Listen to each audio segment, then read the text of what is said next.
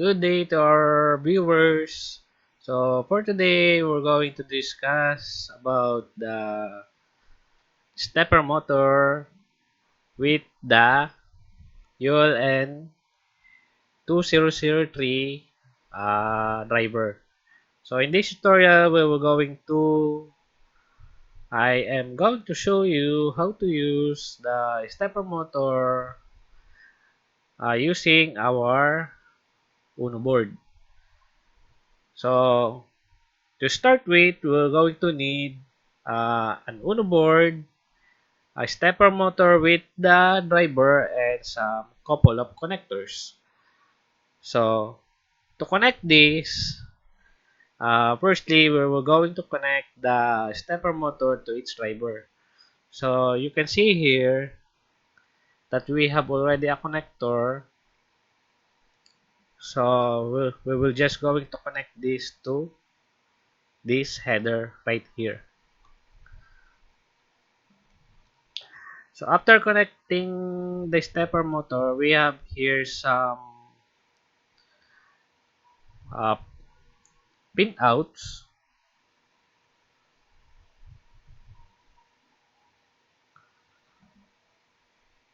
For data line, IN1, IN2, IN3, and IN4. And for the power supply, we have two headers. The negative side, labeled negative sign, and one is the positive side. So for this stepper motor, we're going to power up the stepper using the 5 volts from our Uno board. And then let's start with the connection.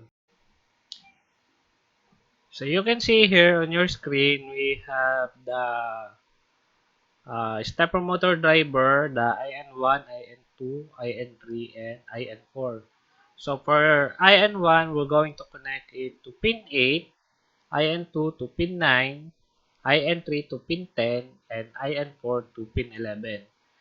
And so for the power line, we're going to connect the negative side to our ground pin of our Uno board, and for the positive uh, supply, we were going to connect it to the 5 volts of our Arduino Uno. So let's connect our stepper motor driver to our Arduino, starting with the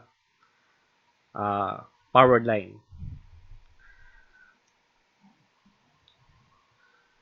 So for the positive, we will going to connect it to the positive of our Arduino board.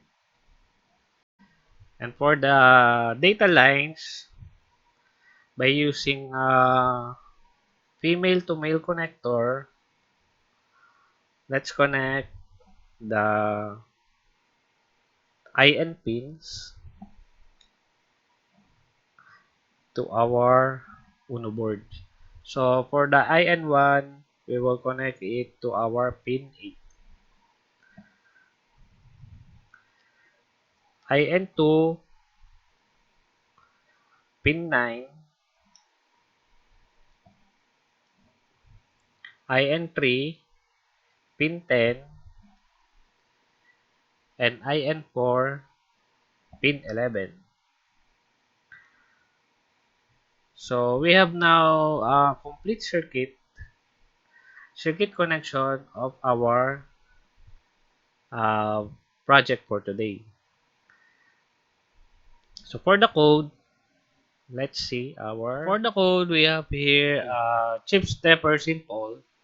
So for you to use the code, you have to download the library chip stepper. So firstly, we're going to click on sketch, include the libraries, and then manage libraries.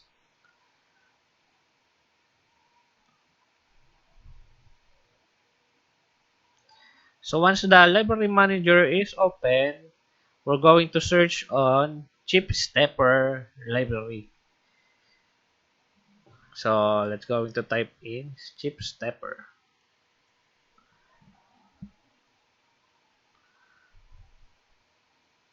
So once you found the chip stepper library, just install the library, then you're going to be fine.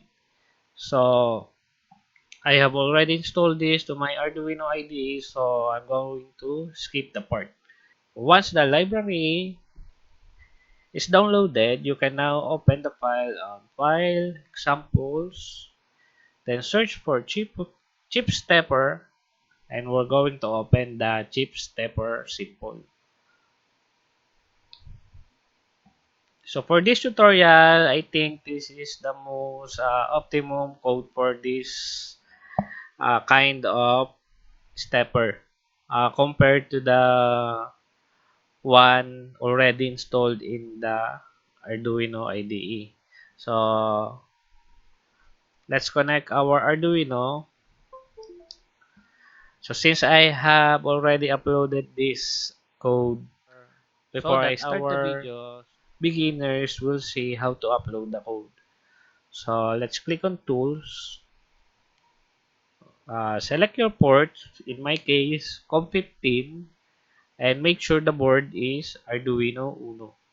So once the parameters is checked, you can now upload our simple code. So let's just click this upload button to our Arduino.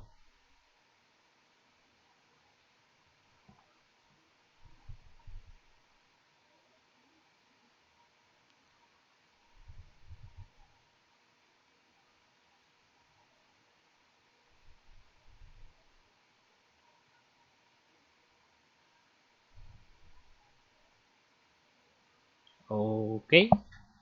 So once the code is uploaded, you can see now how our stepper motor behaves. So this stepper motor rotates clockwise and counterclockwise direction, revolving in 360 degrees angle.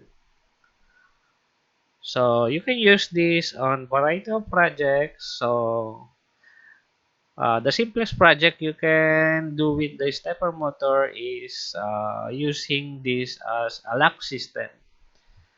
So I hope you learned something from this short tutorial, and if you like the video, please like and subscribe to our channel for more tutorials and updates. So that's it for now. Bye bye.